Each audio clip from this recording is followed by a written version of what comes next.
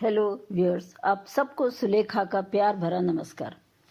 प्रकृति व जगत की समस्त महान शक्तियों को मेरा नमन व धन्यवाद।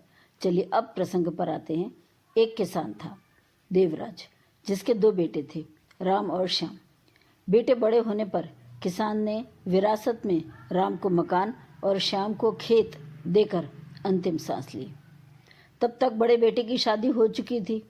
छोटे की शादी की जिम्मेवारी राम पर आ चुकी थी। कुछ दिन प्रेम से रहने के बाद राम के मन में पत्नी के कहने पर कुविचार उत्पन्न होने लगे। श्याम की शादी कर देने से उसकी संतान होगी जो खेत की मालिक बनेगी, अतः शादी न हो तो ही अच्छा।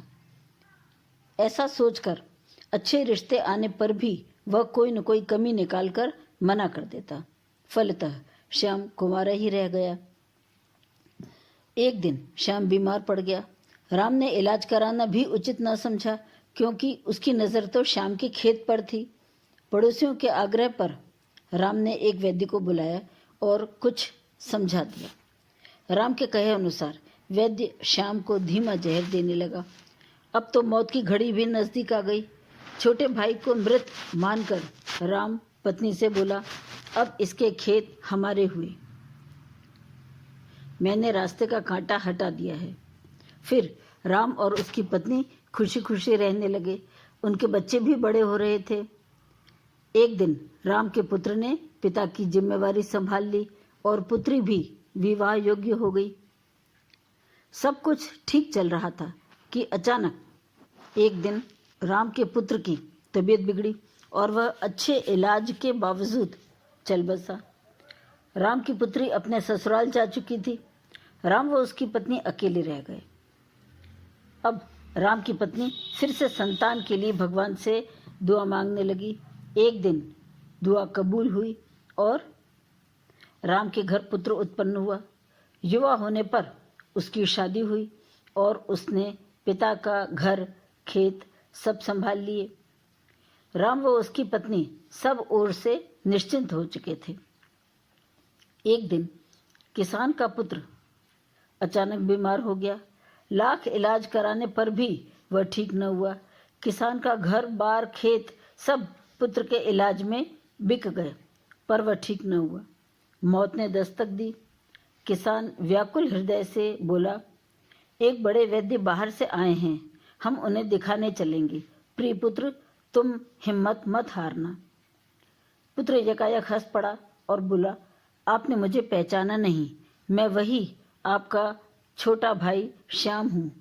आपने न सिर्फ मुझे अविवाहित रखा, अपितु वैद्य से जहर भी दिलवाया। मैं उसी का बदला लेने के लिए आपका पुत्र बनकर आया था। अब किसी नए वैद्य की ज़रूरत नहीं है। मैं प्राण त्याग दूंगा। थोड़ा सा कर्ज और बचा है जो मेरे दाह संस्कार करने से चुक जाएगा। आपको अपनी करनी का फल मिला है। सब समझकर किसान राम पश्चाताप की आग में जल उठा। उसने पूछा, लेकिन इस बहू का क्या दोष है जो युवावस्था में ही वैधव्य का दुख भोगेगी और मृत्यु पर्यंत अकेली तिल तिल कर जलती रहेगी। पुत्र बोला, ये आपकी बहू के रूप में वही आपका पुराना मित्र वैद्य है, जिसने लंबे समय तक धीमा जहर देकर मेरी हत्या की थी, अतः इसे भी अपनी करने का फल भोगना होगा। यह कहकर उसने प्राण त्याग दी। तो साथियों, आपने देखा कि कर्मों के फल कभी पीछा नहीं छोड़ते, चाहे इसके लिए अगला जन्म ही क्यों न लेना पड़े। अतः विचार, शब्द व क्रिया तीनों के द्वारा अपने कर्मों के प्रति सचेत रहें। एक तो माली सींचे 100 घड़ा, ऋतु आए फल होए, और दूसरा बोया पेड़ बबूल का आम कहाते हुए, अर्थात समय आने पर ही फल मिलेंगे और जो किया है उसी के अनुसार मिलेंगे। So be careful. So guys, goodbye. फिर मिलेंगे। Thank you.